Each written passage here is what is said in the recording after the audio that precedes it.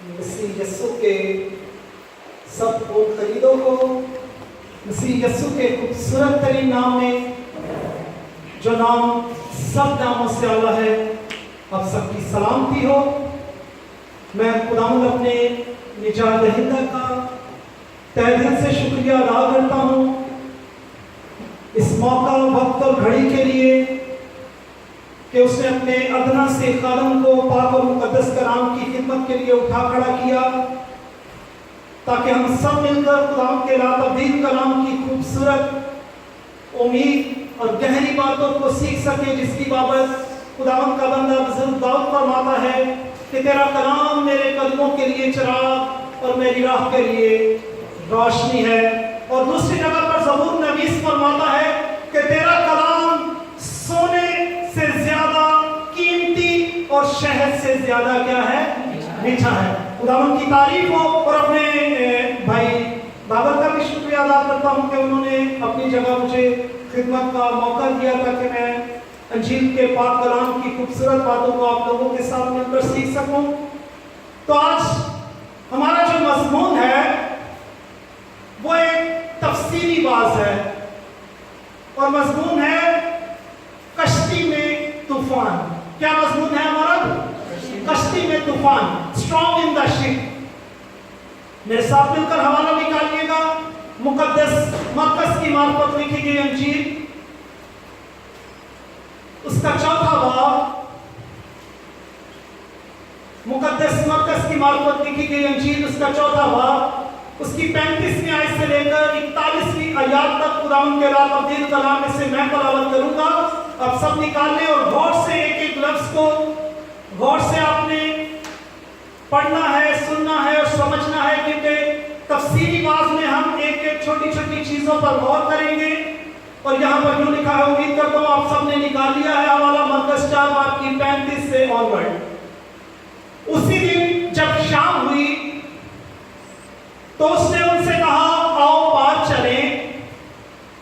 और वो भीड़ को छोड़कर उसे जिस हाल में वो था कश्ती पर साथ ले चले, और उसके साथ और कश्तियां भी थी। तब बड़ी आंधी चली और लहरें कश्ती पर यहां तक आई कि कश्ती पानी से भरी जाती थी, और वो खुद पीछे की तरफ गद्दी पर सो रहा था। बस उन्होंने उससे जगा कर कहा, ऐ उस्ताद, क्या तुझे फिक्र नहीं कि हम हलाक हुए जाते हैं? उसने उठकर हवा को डांटा और पानी से कहा, साकत हो, थम जा। बस हवा बंद हो गई और बड़ा अमन हो गया। फिर उनसे कहा, तुम क्यों डरते हो? अब तक ईमान नहीं रखते?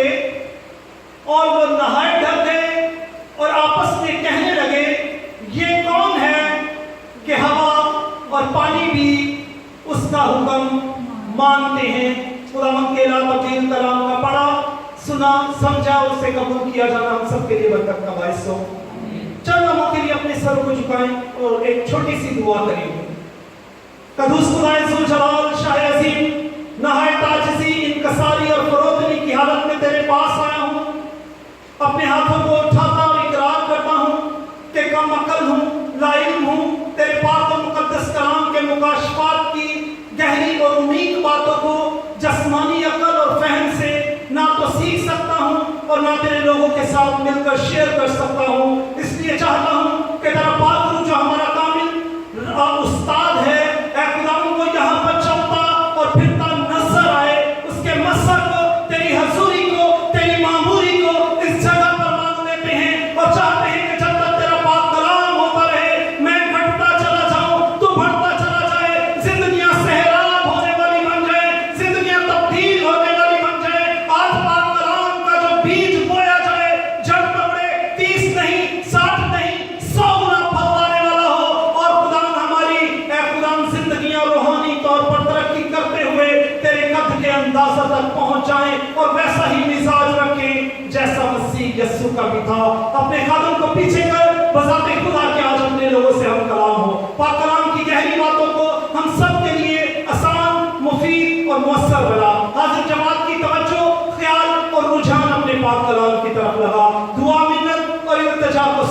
کیونکہ یہ سب کچھ تیرے پیارے اور اکلوتے بیٹے اپنے نجات دینے والے خداوند یسوع مسیح کے نام سے بڑے ایمان سے مانگتا پاتا ہوں، آمین۔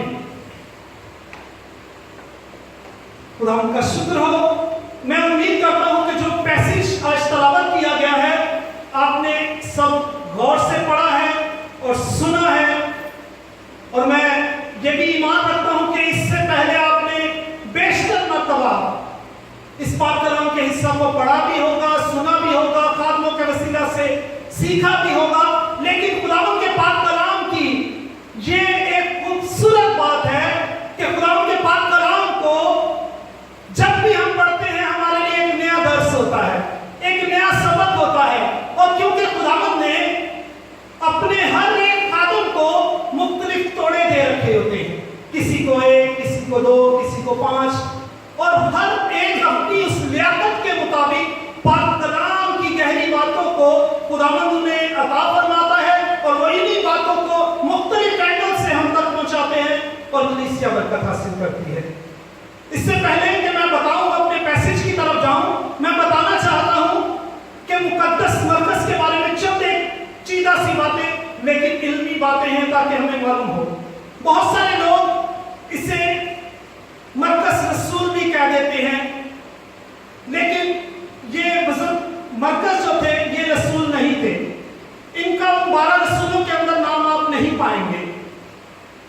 مرکز کا جو پورا نام تھا، اس کا نام تھا یوحنا مرکز، اس کی ماں کا جو نام تھا وہ مریم تھا، اور اس کا جو گھر ہے وہ ابتدائی کلیسیا اسے دعا کے لیے استعمال کرتی تھی، کیونکہ اس وقت جو ہے وہ چرچ بلڈنگز جو ہیں وہ وجود میں نہیں آئی تھی، تو یہ بزرگ مرکز کے گھر میں دعائیہ میٹنگ ہوتی، عبادتیں ہوتی، اور مقدس لوگ جو ہیں وہ ان کے گھروں میں بیٹھتے اور اکٹھے ہوتے اور خداوند کی تمجید کرتے۔ آپ اگر جاننا چاہتے ہیں تو ایمان 12 کی 12 آیت گھر پہ جا کر پڑھ لیجئے گا، اور ساتھ میں یہ بھی بتاتا چلوں کہ یہ بزرگ مرکز جو ہیں یہ مقدس پالوس رسول اور برناباس کے بشارتی سفر کے پہلے ساتھی تھے۔ جب انہوں نے پہلا بشارتی سفر کیا تو اس میں یہ بھی بزرگ پالوس کے ساتھ، بزرگ برناباس کے ساتھ بزرگ مرکز بھی تھے، اور برناباس اور مرکز جو ہیں یہ دونوں آپس میں کزنز بھی تھے۔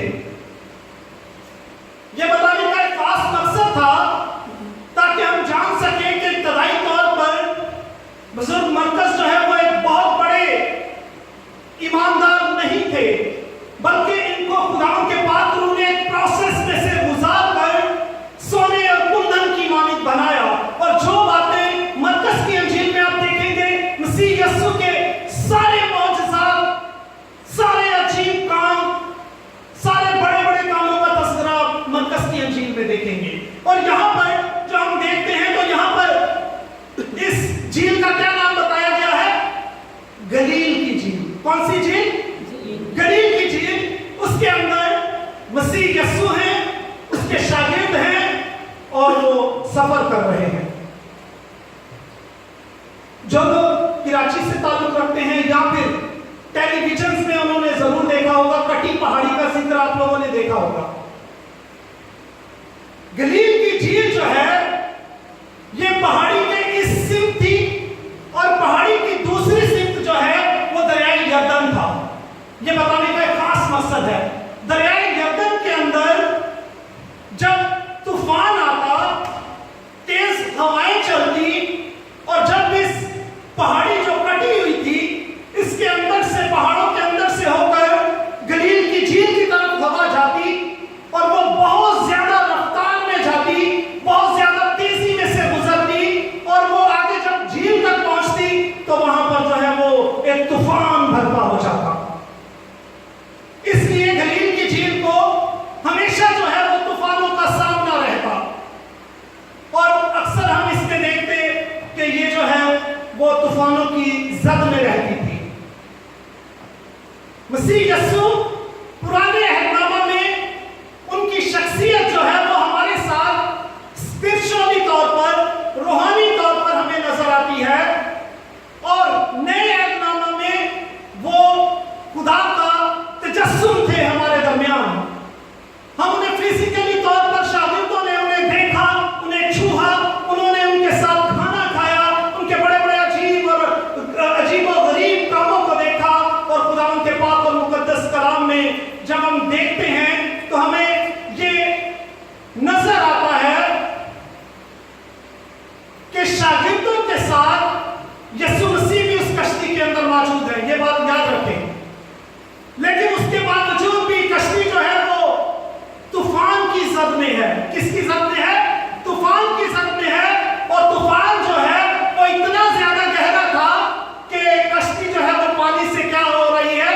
بڑھتی چلی جا رہی ہے اور یہاں تک کہ ڈوبنے کے قریب ہے۔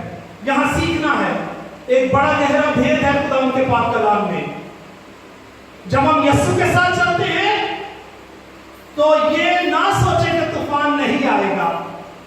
شاگرد یسوع کے ساتھ ہے، ایک ہی کشتی میں موجود ہے، پھر بھی طوفان آیا ہے، کیونکہ خدا کا تبدیل کلاموں میں یہ سکھاتا ہے کہ جتنے راست بازی اور دینداری کے ساتھ زندگی بسر کرنا چاہتے ہیں وہ سب کیا کیے جائیں گے؟ ستائے جائیں گے۔ اور مسیح یسوع نے کسی بھی ایک جگہ پر یہ نہیں فرمایا کہ اگر تم میرے پیچھے چلو گے، اگر تم میرے ساتھ چلو گے تو تمہاری زندگی میں مشکلات نہیں آئیں گی۔ مسیح یسوع نے کہیں نہیں کہا، بلکہ اگر ہم بائبل مقدس کی صداقت کو دیکھیں تو اصل مصیبتیں، پریشانیاں، آزمائشیں اور فکریں شروع ہی اس وقت ہوتی ہیں جب ہم یسوع کے ساتھ چلنا شروع کرتے ہیں، اور جب ہم یسوع کے ساتھ نہیں ہوتے مشکلات بھی نہیں ہوتی، کیونکہ اس دنیا میں شیطان کی حکومت ہے، اس کا دور دورہ ہے، اس کے اختیارات ہیں، جس کی وجہ سے اس کی گورنمنٹ میں رہ کر ہم مسیح یسوع کی حمد و ستائش کرتے ہیں، اس کی تعریف کرتے ہیں، اس کی مدح سراہی کرتے ہیں، اور چونکہ شیطان کی حکومت ہونے کی وجہ سے اسے یہ باتیں ناپسند ہیں، وہ ہمارے لیے مشکلات کا باعث بنتی ہیں، وہ ہمارے بچوں کو جو ہے وہ بہکانے کی کوشش کرتا ہے، کسی بھی طریقے وہ ہمیں ہمارے ٹریک سے ہٹانے کی کوشش کرتا ہے۔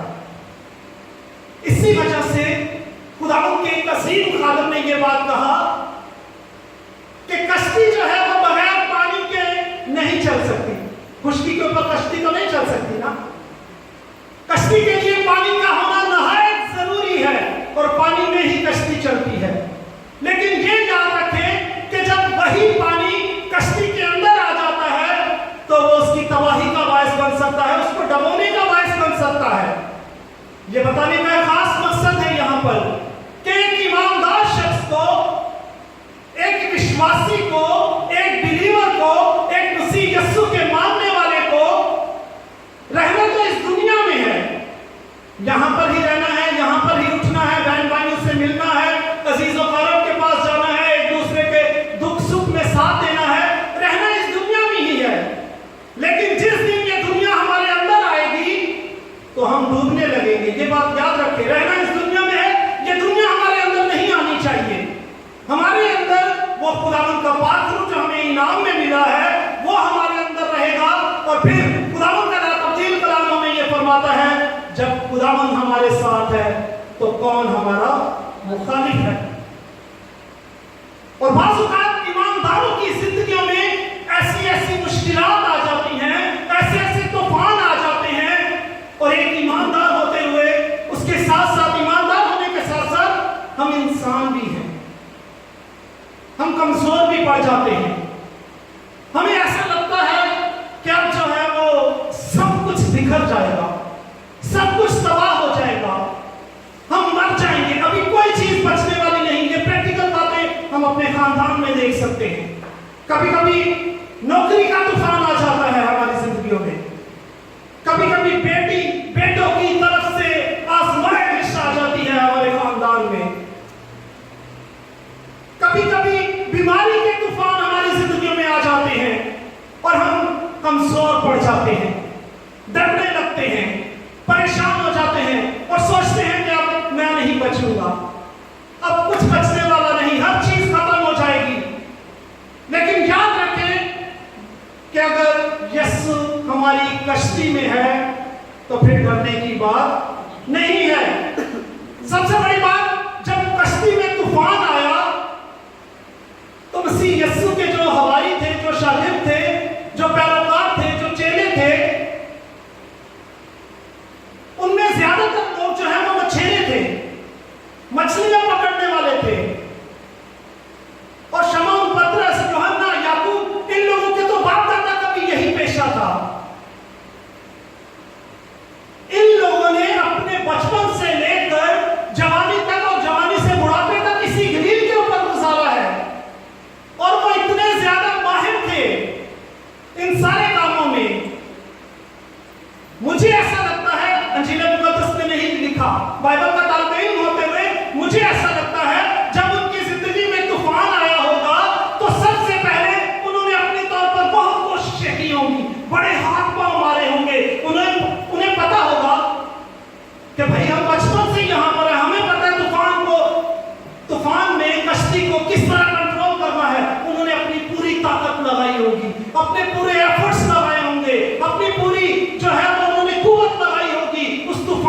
بچنے کے لیے.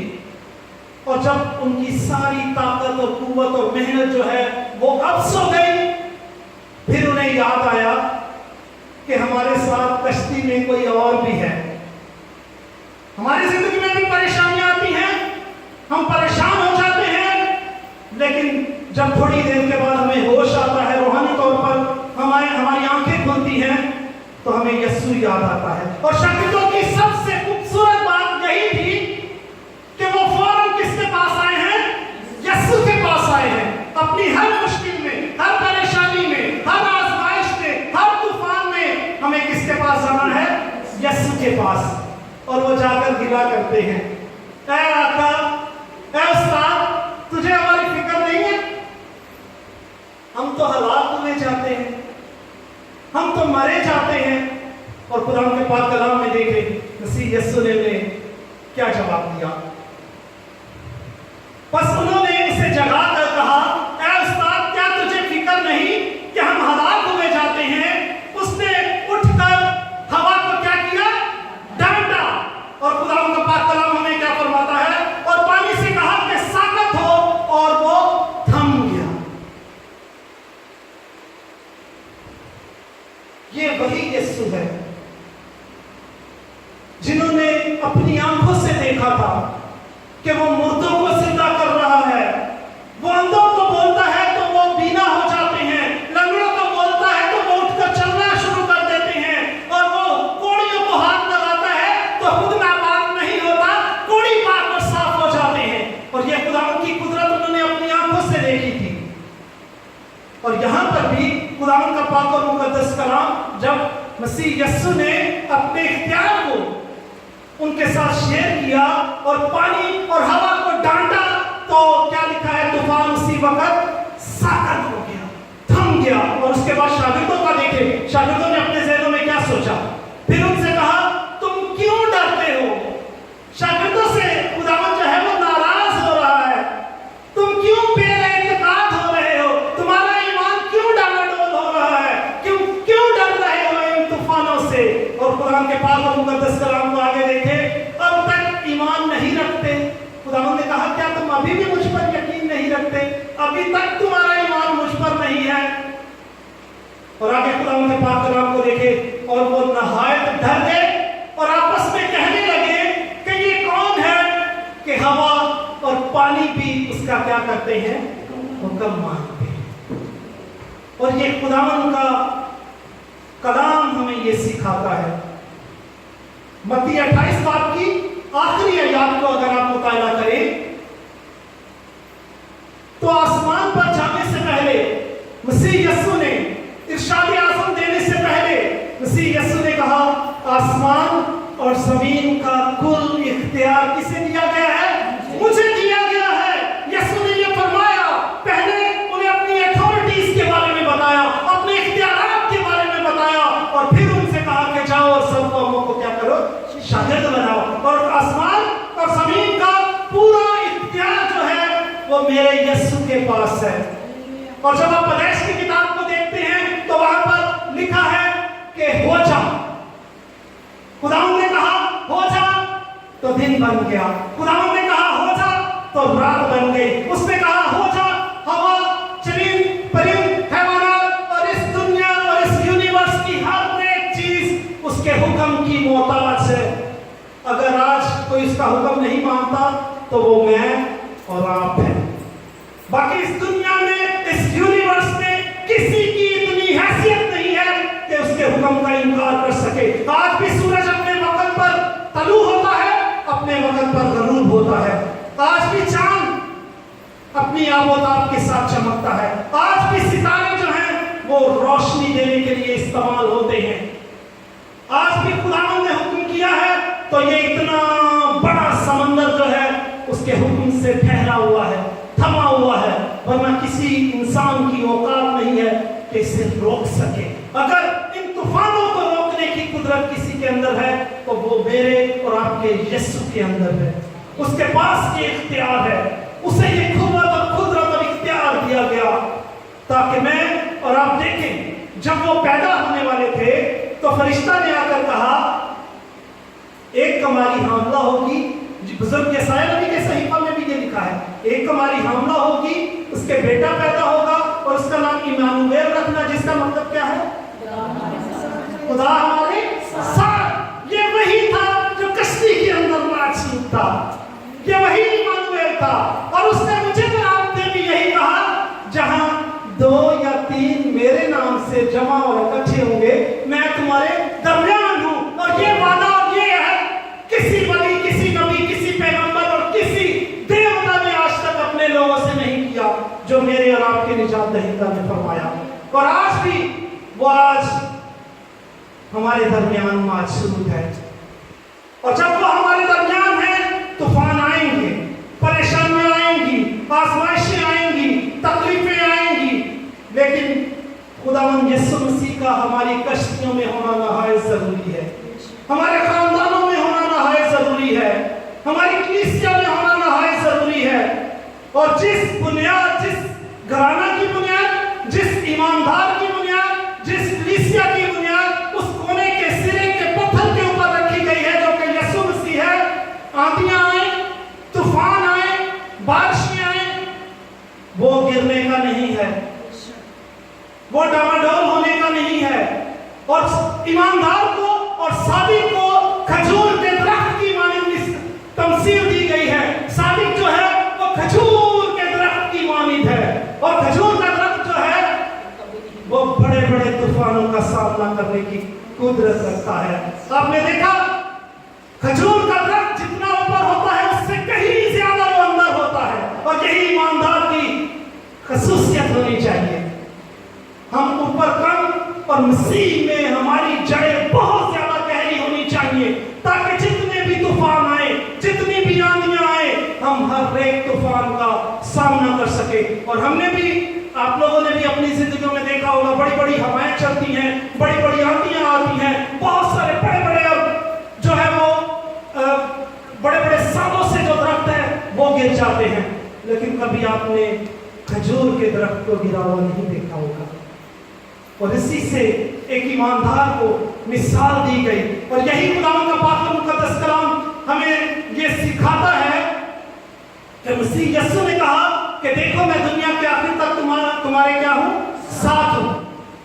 आप देखें, बुजुर्ग दानिएल को शेरों की मांग में डाला गया, शेर भूखे थे, कई दिनों से उन्होंने कुछ नहीं खाया था, लेकिन मसीह यीशु शेरों की मांग में भी बुजुर्ग दानिएल के साथ थे। और उन्होंने अपनी कुव्वत और अपने इख्तियार से उन भूखे शेरों का जो है वो मुंह बंद कर दिया।